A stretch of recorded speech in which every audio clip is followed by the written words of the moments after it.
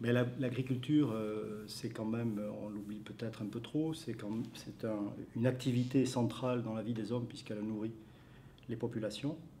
Et évidemment, ça n'est pas neutre sur le plan politique pour des États qui sont garants de certains contrats sociaux. Et l'agriculture, par sa fonction nourricière en particulier, eh bien, elle conduit des États à utiliser aussi l'alimentation dans sa capacité à peser sur la marche du monde, hein, ou parfois, quand les capacités de ces États sont en deçà, qu'ils n'exportent pas, eh bien, l'histoire montre que des États cherchent à sécuriser leur alimentation pour être en capacité de ne pas dépendre. Voilà les deux mouvements, capacité à peser, capacité à ne pas dépendre. Et les exemples sont nombreux qui montrent le lien entre puissance et agriculture et alimentation. Voilà, la puissance est en partie indexée sur l'alimentation. On pourrait donner de longs exemples, mais les États-Unis ont rayonné pendant la guerre froide grâce à leur food power. Il n'est qu'à regarder comment ils ont distribué l'aide alimentaire, c'est très clair. Comment, au contraire, l'URSS a entravé sa puissance, son rayonnement, du fait qu'elle n'avait pas de capacité à distribuer des céréales dans son voisinage premier. Et au contraire, aujourd'hui, on voit la Russie revenir sur le terrain des opérations politiques. Et dans ce répertoire de puissance, la Russie utilise sa capacité céréalière qu'elle a négligée par des choix politiques qui sont, je ne vais pas revenir dessus, qui l'ont entravée. On pourrait également refaire une lecture de la politique de puissance de la Chine, montrer sa disparition quand elle a négligé l'agriculture. Et aujourd'hui, alors qu'elle revient avec force, elle fait de l'agriculture quand même un élément de sa stratégie interne et internationale. Le Brésil, l'Europe évidemment, c'est une puissance très particulière, en ce sens qu'elle n'a pas de hard power militaire, mais elle n'en est pas moins une puissance. Et cette puissance s'est conçue grâce à la politique agricole qui a été au cœur donc, du projet européen. Évidemment, dans les conflits d'hier, la liste est longue de rivalités, de guerres entretenues, enfin, dans lesquelles la question agricole et alimentaire a été posée. L'Allemagne, n'oublions pas que son projet d'expansion vers l'Est, c'était un projet de sécurisation alimentaire, et de même pour le Japon. Aujourd'hui, ou plutôt dans les temps plus récents, l'agriculture, dans son rapport en particulier aux ressources qu'elle mobilise, la terre et l'eau, eh bien, elle se trouve être parmi la chaîne de causalité qui intervient dans ces conflits. Il y a quand même aujourd'hui encore beaucoup de conflits autour de la terre en particulier. C'est le cas en Amérique latine, qui reste un continent très marqué par l'inégalité d'accès à la terre. C'est encore le cas en Asie, je pense par exemple aux Philippines, où il y a une guérilla de type djihadiste,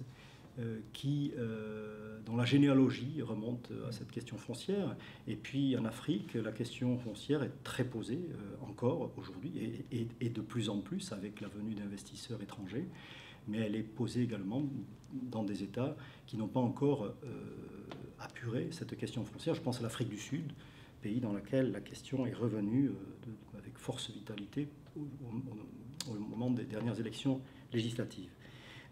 Et l'eau, évidemment, mais l'eau est au cœur de certains conflits, surtout en régions arides et semi-arides, quand elle est un facteur limitant. Eh bien, quand on parle de guerre de l'irrigation, il faudrait dire de guerre de l'eau, pardon, il faudrait dire que ce sont des guerres de l'irrigation, si tant est que l'expression de guerre convienne. Voilà, quand on est en conflit autour d'une ressource rare qui se raréfie avec le changement climatique. Et évidemment, régler ces questions apporte une partie. C'est ce qui nous meut avec Sébastien, et c'est pour ça qu'on a voulu porter ce livre, pour porter en creux les idées qu'il faut résoudre ces questions d'inégalité d'accès à la terre, de stress hydrique, de réponse sociale à l'agriculture, si on veut éviter certains conflits. Je fais référence là, bien sûr, aux conflits dans le Sahel, avec les mobilisations djihadistes, qui ont un arrière-plan très agraire, sans vouloir réduire la conflictualité, les rivalités, à cet aspect.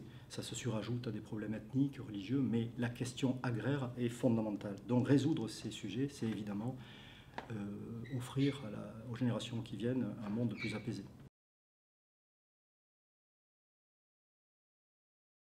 Comme Pierre Blanc l'a dit, d'abord, l'enjeu de demain pour l'agriculture, c'est de produire de la nourriture. Et quelque part, c'est un enjeu d'avenir.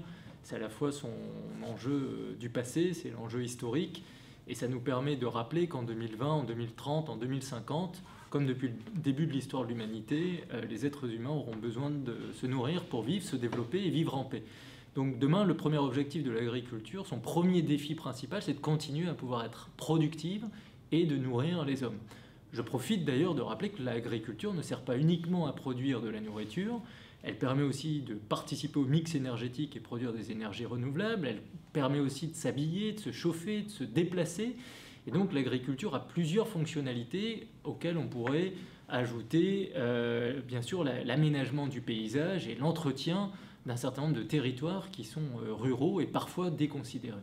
Dans les grands enjeux de demain pour l'agriculture, je préciserai deux choses.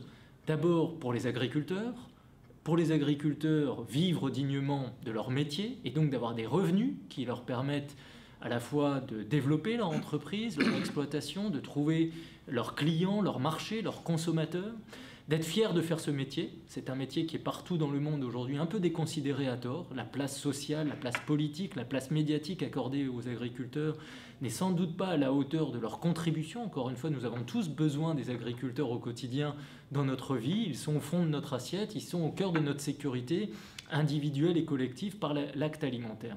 Donc c'est très important que ces acteurs économiques, les agriculteurs, vivent de leur métier, soient fiers de faire ce métier et que du coup en miroir, et c'est mon deuxième point, l'attention stratégique tant des décideurs politiques que des médias, des influenceurs et des consommateurs que nous sommes tous puissent se souvenir que ces métiers sont absolument indispensables pour vivre collectivement dans un monde plus stable, plus apaisé. Pourquoi je dis cela? Parce qu'aujourd'hui on a déplacé certaines problématiques de la sécurité alimentaire sur le terrain qualitatif, sur le terrain environnemental et à juste titre. Et c'est très important, bien sûr, demain, de produire, mais aussi de produire de mieux en mieux en ménageant les ressources, en limitant les gaspillages et en faisant que la qualité, la diversité des aliments proposés puisse satisfaire l'ensemble des consommateurs et la pluralité de consommateurs qui existent sur la planète. Mais c'est très important également que nous ayons conscience que ces métiers sont à la fois importants et sont des métiers extrêmement exposés aux chocs géopolitiques, sociétaux, économiques, climatiques contemporains. Quand on est agriculteur en 2020, on est soumis aux aléas de consommation des populations, on est soumis aux aléas météorologiques et au climat comme aucun autre secteur d'activité.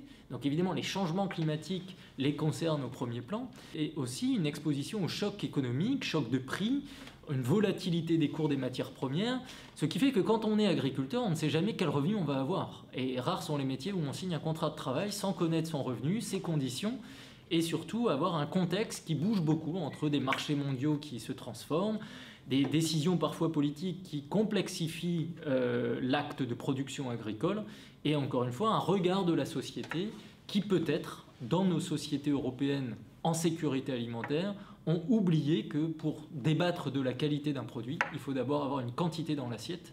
Ça va de soi, mais c'est plus important parfois de le répéter. Donc produire, ensuite produire de mieux en mieux, et surtout espérer qu'on puisse emmener tout le monde demain avec une alimentation de très haute qualité pour tous les profils socio-économiques, pour tous les goûts. Et c'est tout le défi aussi qui est lancé au monde agricole, c'est de continuer à faire de la diversité.